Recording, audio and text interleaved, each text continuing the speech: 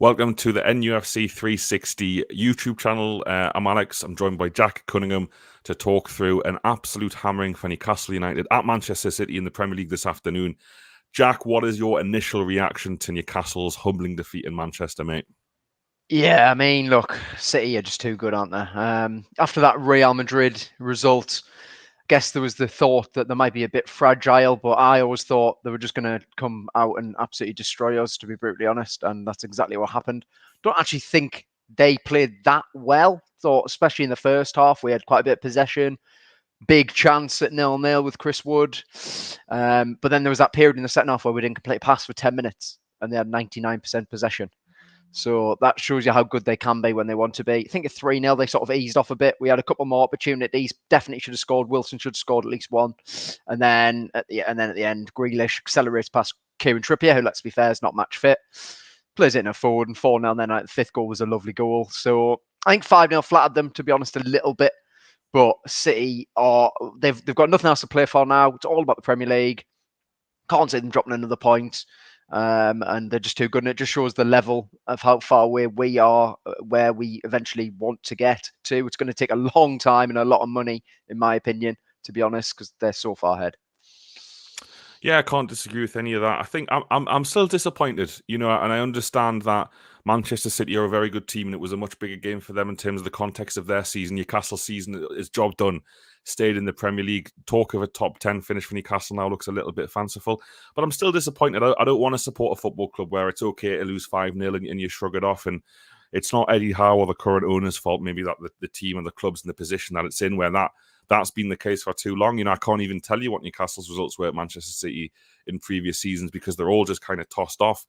But I'm still disappointed because Newcastle have set themselves very high standards, particularly since the turn of the year, and probably fell short of the standards that we've set ourselves, Jack. I mean, people watching, if you want to let us know what you think, and if you agree or disagree with me or Jack, would love to hear from you. Just comment below and we'll stick it on screen and talk through it. But I feel, Jack, particularly first half, which is where the game was ultimately lost. You look at the first goal that Manchester City score, there's no pressure on the ball from any of our midfielders on Gundogan. That's really poor. If you're going to go away and defend well against Manchester City, you can't let them cross the ball at will. Alisson Maximin doesn't track, I think it's Cancelo properly. Cancelo, yeah, it was Cancelo. So there's two actions from Newcastle players, which it's too easy, I feel, sometimes to just say, well played, Man City. We could have done better. The second goal is obviously a Dubravka fumble, but also it shouldn't be a corner. There's a misunderstanding and a miscommunication there. So that was really disappointing, I feel, because we could have done better. Like you say, the two goals at the end, they're kind of the icing on the cake, and then the third goal just after half time. Again, it's a miscommunication between Dubravka and someone else. It doesn't have to be a corner and then Kraft losing from the corner. So we could go through all the goals like this. And obviously there are very few goals that are scored for anyone that aren't the result of a defensive error. But I just feel like after being so good defensively this season, I don't know about you, mate. Do you think it maybe opens up the debate a little bit about Eddie Howe and his defensive capabilities as a manager? Because we've been so good under Howe, almost majestic defensively. And then we've just let ourselves down, albeit against good teams. But those games against Spurs and Man City, 10 goals conceded now in 2 of the last 3 away games. Do you think he maybe should have gone back to the back 5, which works so well at Chelsea away? Yeah, no, I can see totally what you're saying. I thought it was interesting. Like, I think obviously, I think also we didn't have Cher. He's been such a key player for us since Howe's come in, and Lascelles is a good leader, but he's lost whatever he had over that period with Bruce, in my opinion. So, there's a downgrade there. I thought we pressed high up the field against City until we got to the edge of our own box, and then we kind of just let them pass it around. I didn't really understand that. So I see what you're saying. I think about the defense, especially against Spurs and City in these games, and I think Howe ultimately has done enough to dispel that myth, in my opinion. But there's still these elements of a collapse just seems to be just around the corner. Like, against Tottenham, total collapse here against City. At 3-0, you're kind of like, well, 3-0 to City. I mean, you're not happy, but it's like, well, okay, whatever. But then you can see them 2 goals at the end. And it's like, 5-0. Conceded 61 goals now this season. That is a lot. You know what I mean? That is That is a lot.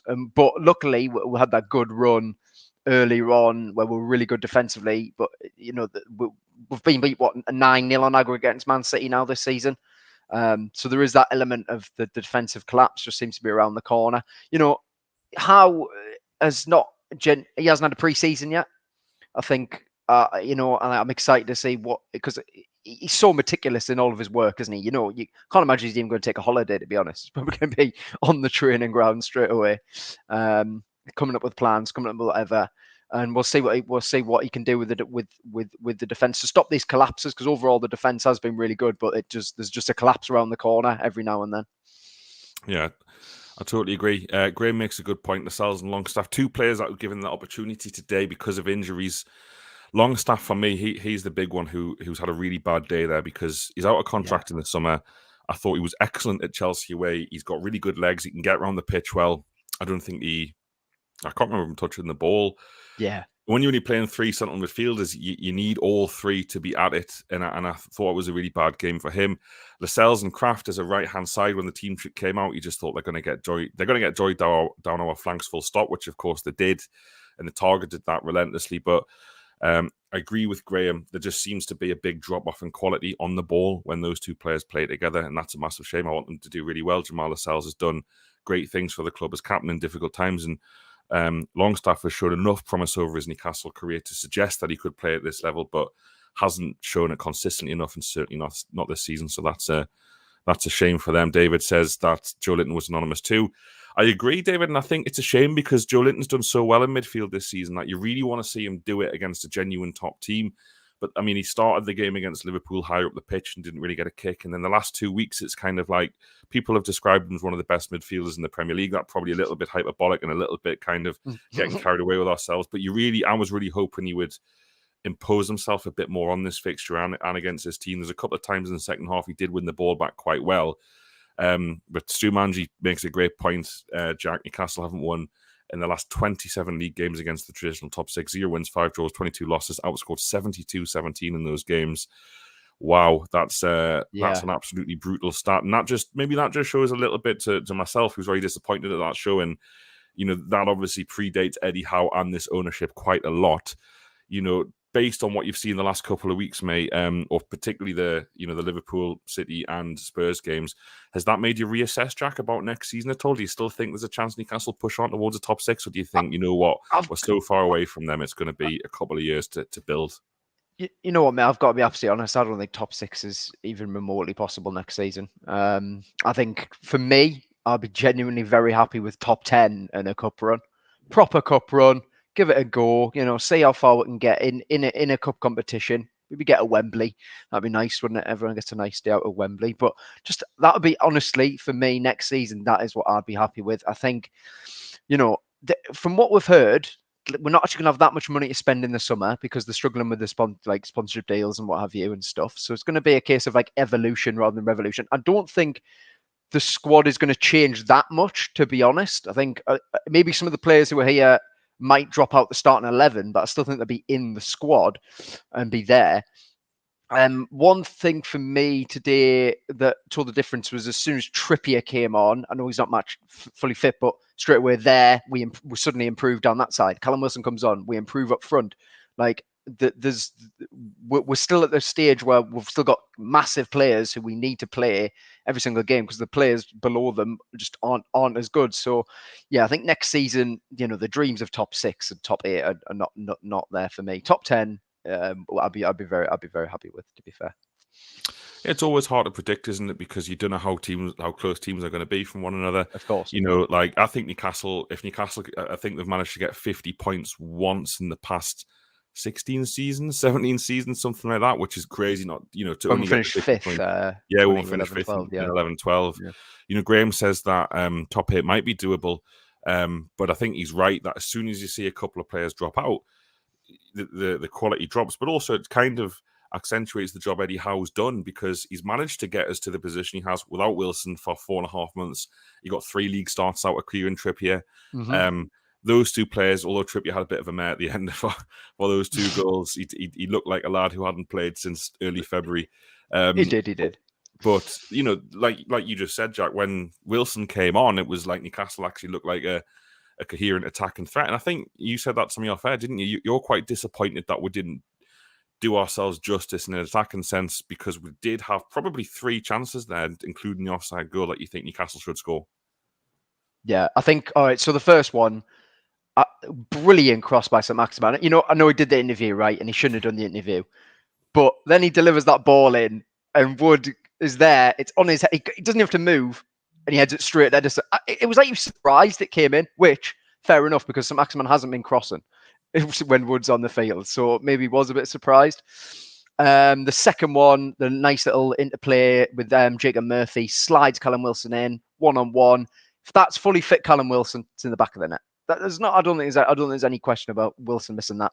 Then the other one I thought was when Maxi got in down the right, drove the ball across, and Wilson again, if he's fully fit, he makes contact and will score. And that's at 3-0, makes it 3-1. Obviously, I don't think we're going to go on and get 2 extra goals and get, but it would have been a more respectable scoreline and might have been a more reflective of the game, in my opinion. Certainly, I don't actually think Dubravka had much to do. To be like really, I mean, yeah, he's got to do better on the second goal, but didn't have any saves to make. Really, I think he tipped one over the bar from Zinchenko, and that was about it. So I think if Wilson's fully fit, then he scores, and maybe if Wood had a bit more confidence, maybe he puts that in the back of the net as well. Obviously, it's at 0-0 that one, so it's an important goal, and you never know from them, because obviously City would have been, maybe like after the Real Madrid game. You just never know. So I think in an attacking sense, we should have done better.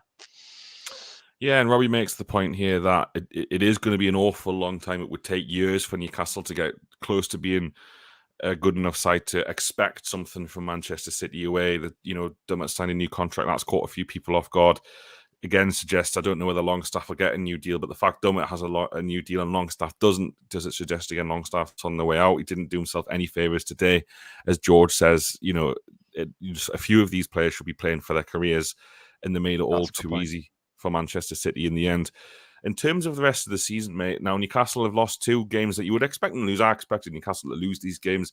I think there's a hint of disappointment about the 2 performances, but again, job done for Newcastle this season. Eddie Howe's done a magnificent job. I think even if Newcastle lose the next 2 games, he'll have still done a magnificent job. I don't want to lose the next 2 games. Do you think it's reasonable, mate, to expect a big reaction now against Arsenal? Does this defeat make it more likely that we'll get something from the next 2 games? Or do you think, it's job done, season's over, it just doesn't matter about these 2 fixtures? I mean, I don't think it doesn't matter, because I think George, made a really good point. These players, they've done a great job, but if they want to be involved in the next phase of Newcastle United, they're going to have to. Some of them are going to have to improve their performances. To be brutally honest, as I said, I don't think a lot of them are going to go in the summer, but there's certainly a few, like Longstaff, who's out of contract, and apparently he's been offered. Like Howe's been saying that he's trying to get him to sign a new contract. Well, if he's going to play like that, do you even want him as a 6th choice midfielder? I mean, to be fair. So, yeah, I think Arsenal at home. Look, we have a terrible record against Arsenal. Like historically, it's really bad against Arsenal. But St James's Park, under the lights, last game of the season. Arsenal still going for top 4. They are good. They are a good side. Mikel Arteta's done a very, very good job. For me, he's up there with managers this season, along with Eddie Howe. Because Arsenal weren't expected to get anywhere near top 4, and they are. But I do think we can get something from them. I think with Trippier, I would start Trippier and Wilson if they're fully fit. Go out there with our strongest team. Just see what we can do. And then Burnley away, that's probably a massive game for them by that point. It's going to probably between Burnley and Leeds now. I think Everton might stay up. So probably between Burnley and Leeds coming down the last day of the season. They probably need a win at Turf Moor. But if we've lost 3 games, are we going to want to end the season with a defeat? I don't think we are. So I'm going to say we'll take 4 points from the last 2 games. I love it, and that would set us up really nicely for next season. This summer's a massive summer. It's not just about signing players, is it? There's a lot of players who people who have commented already tonight need moved on. You could say as many as 6 to 8 squad players need to go for Newcastle, if not more, considering some of the players who are out on loan or just not in the squad full stop. So it's a massive summer. Today's game, very disappointing for the reasons we've talked about. If we beat Arsenal or Burnley, I'm sure everyone will forget about it. And like you said, I think 4 points would be a great return from those games. Again, Newcastle are playing two teams that have really got a lot to play for in the next two fixtures, so it'll be interesting to see how manages to get them going. But I agree with you, Jack, that Wilson and Trippier should give everyone, the crowd, the players, everyone a massive lift. I'm really looking forward to seeing a Newcastle team kind of with, assuming Fabian Schär, John Joe Shelby's back. I don't think Howe's really had a first 11 to pick from all season. So it'd be great to see us kind of full strength in what we can do in those fixtures. Jack, mate, thank you so much for your time. Thanks, everybody, for watching Alex. the NUFC 360 YouTube channel. You'll always get these post-match instant reactions on this channel after every single Newcastle United fixture. So make sure to tune in, hit like, hit subscribe if this is your thing. Thanks so much for watching. Ta-da.